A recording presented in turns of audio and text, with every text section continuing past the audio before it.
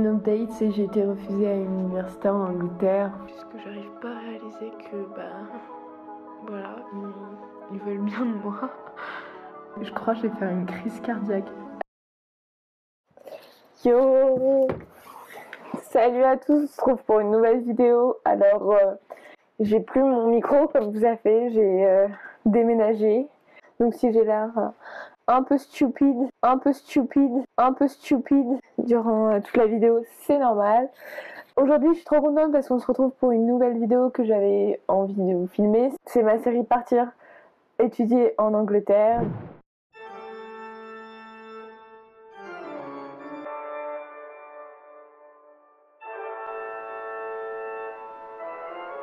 Donc si vous ne le savez pas, hello, salut, moi c'est Jade, bienvenue sur J'adore.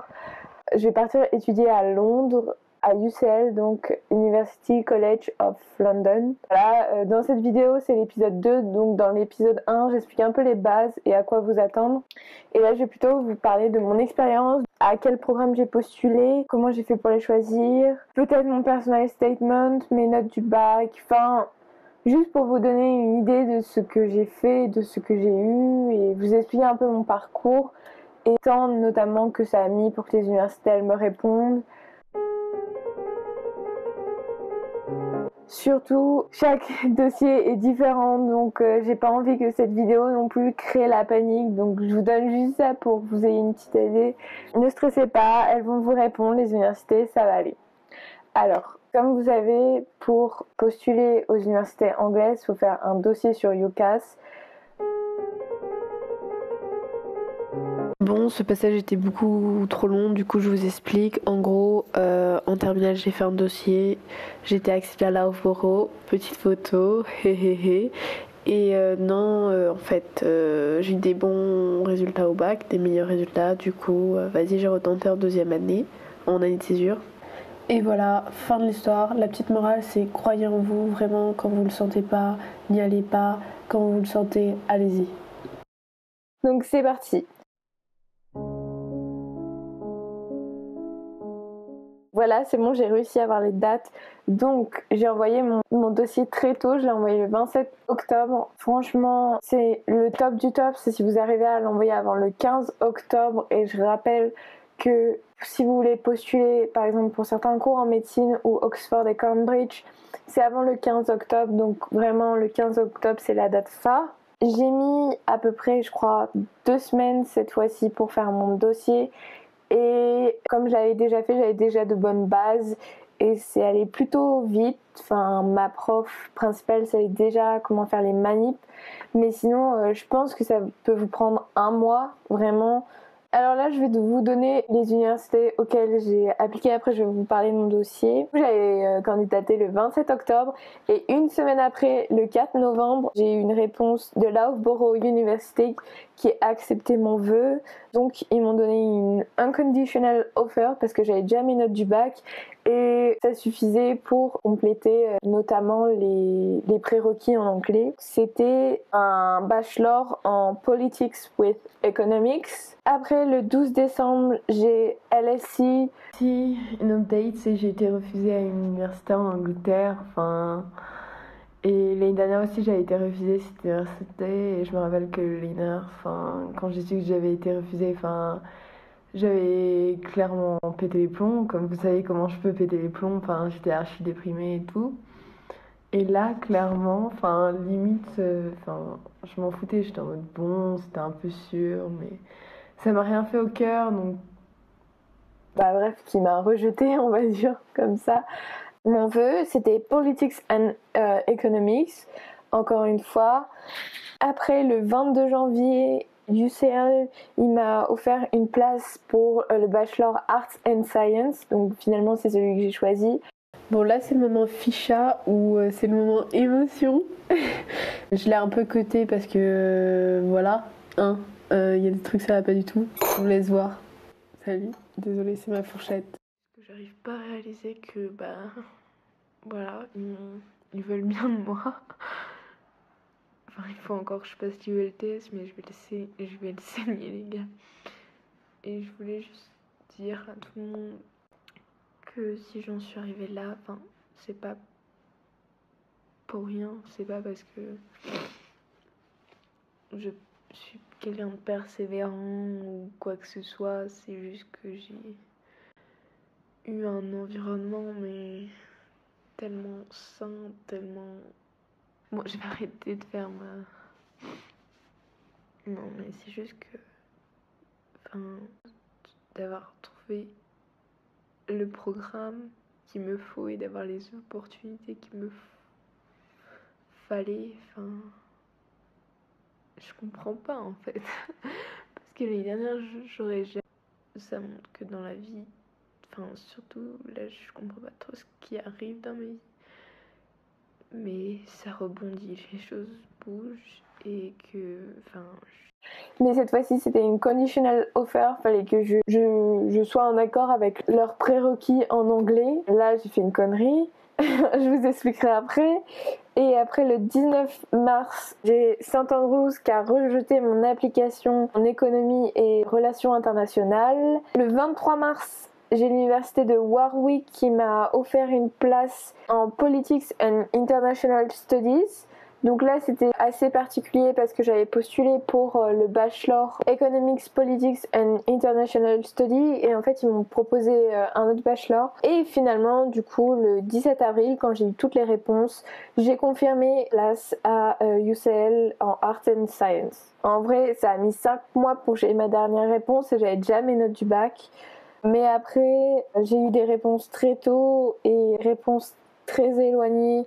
Enfin, je veux dire, dès que le 22 janvier, j'ai reçu ma place à UCL, je savais que c'était vraiment là où je voulais aller. Sinon, Saint-Andrews, pourquoi pas, vous voyez. Enfin, c'est deux types d'universités très différents, donc si j'avais été acceptée, mais bon, je me suis dit, quand même, déjà, j'étais trop contente, je pensais pas être acceptée à UCL et je suis vraiment trop contente d'y aller. Enfin, ça va être trop bien. Rentrer en 2020 oblige, toute mon année va être en ligne, c'est pas du tout comme en France. Ils ont été beaucoup plus touchés par le Covid au Royaume-Uni et là du coup ils prennent des mesures bien radicales. Donc vous verrez dans mes vlogs dans l'épisode 4, je vous raconterai, mais je vais être enfermée 15 jours dans ma petite chambre étudiante. Donc ça va être bien, sans cuisine. Youhou!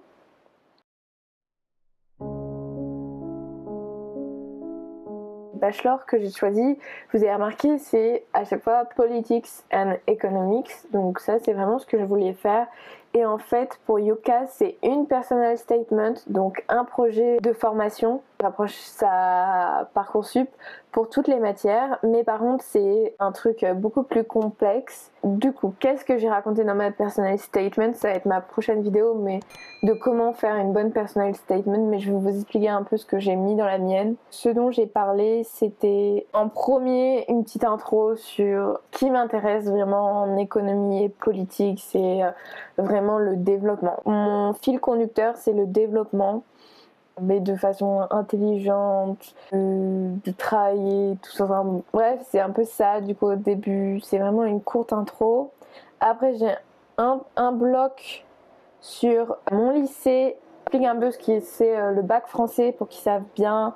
J'ai converti mes résultats selon les high level. J'ai dit que je savais coder en Python, que j'avais appris toute seule, que j'ai fait pas mal de cours en ligne. En haut, la première partie, c'est surtout académique, où je parle de mes cours en ligne. J'ai pu également mettre mon TPE, le fait d'aimer travailler en groupe. Un premier paragraphe comme ça. Après, j'ai fait un deuxième paragraphe où je parle de mon volontariat, de mon bénévolat que j'ai fait en Colombie parce que je suis partie en année de césure. Mais du coup là, j'étais vraiment juste au début. Enfin, je disais pas, oui, j'étais animatrice, je m'occupais d'enfants de tel âge. Non, plutôt je parlais des enfants migrants vénézuéliens qu'il y avait dans mon assos. Et après, je parlais du contexte économique et politique du coup de la Colombie et du Venezuela. Donc ça, c'est vraiment le relier. Dès que vous faites quelque chose, il faut le relier à votre bachelor. Et après, j'ai fait un autre truc où je parle de l'importance des langues pour moi parce que voilà, je parle 4 langues. Je parle aussi des choses que j'aime lire et je fais une belle conclusion, voilà. Après, dans ma référence later, moi, ce que j'ai fait, bon, je sais, c'est un peu moyen, mais en fait, je l'ai écrite pour que ça aille beaucoup plus vite parce que je voulais vraiment envoyer mon dossier le plus vite. Et je l'ai passé à ma prof et elle a bien voulu l'envoyer. Et je pense, parce qu'en plus, moi, j'étais en année de césure, donc ça lui a enlevé un peu plus de boulot. Et je pense que ça l'a pas embêté de faire ça. Voilà. Parce que c'est en anglais, du coup. Elle a par exemple dit que j'étais au lycée depuis 4 ans, que je faisais un bac S, que mon lycée il était classé tant par ça, que mes notes étaient très bonnes dans telle et telle matière, que je m'investissais dans peu importe la mineure ou la majeure, que j'ai eu la mention très bien au bac avec Tanin, qui est c'est un très bon, c'est excellent, bien organisée et que j'étais partie à Bogota, nanana. C'est un peu la même chose, mais voilà. Un peu la même chose. Voilà. Et après, un petit truc, pour les thèses d'anglais, je vous conseille vraiment de vérifier parce que moi, pour UCL, j'avais pas bien vérifié, je pensais pas qu'ils acceptaient les notes du bac. Et en fait, il se trouve, je crois qu'ils ont accepté 12 en anglais, j'ai eu 17 en anglais, mais je me suis bien embêtée à payer l'ULTS et à travailler pour, donc c'est un peu dommage d'avoir perdu mon temps comme ça, mais en fait, je pensais qu'ils avaient vu, mais non. Je crois que je vais faire une crise cardiaque actuellement, parce qu'en fait, je suis allée dans les English Requirements. Nice, l'accent. Mais parce que je me disais, ouais, en fait, bah, va falloir faire le truc en ligne. Du coup, je voulais bien tout vérifier. Et du coup, par la même occasion, j'ai bien vérifié tous les trucs. Donc là, bien sûr, moi, j'avais juste... Ah, je savais pas, tu pouvais changer. Bref, on s'en fout. Et bref, je suis allée là. Là, je vois Other accept... Bon, je vais arrêter de parler en anglais. Du coup, moi, je voulais passer ça, le truc en ligne. Et là, je vois quoi?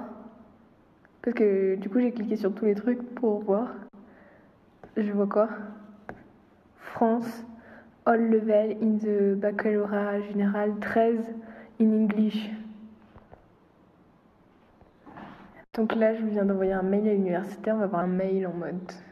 Je sais pas si c'est le meilleur mail que j'ai écrit. Ça se trouve, j'ai fait une faute, j'espère pas. Mais... Damn, si c'est vrai. Je suis trop heureuse, mais après, je me serais fait niquer une semaine pour rien, mais... Ça serait ouf s'ils me disent ouais, mais je vois pas pourquoi ils me diraient non, en fait.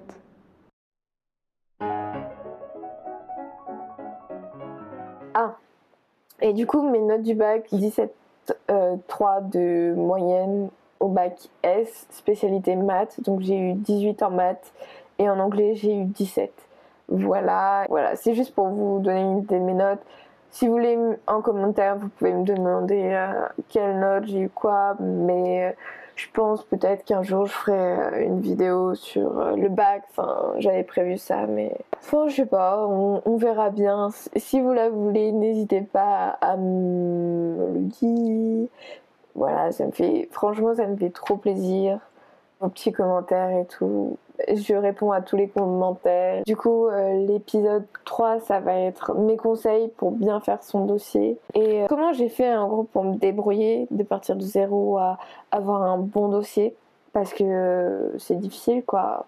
De partir à l'étranger, c'est des trucs qu'il faut penser à soi tout seul et se dépatouiller. Donc, vraiment de faire ces 4 vidéos pour vous aider ça. Merci beaucoup d'avoir regardé la vidéo. N'hésite pas à mettre un pouce.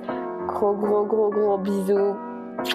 Ciao. Bye bye.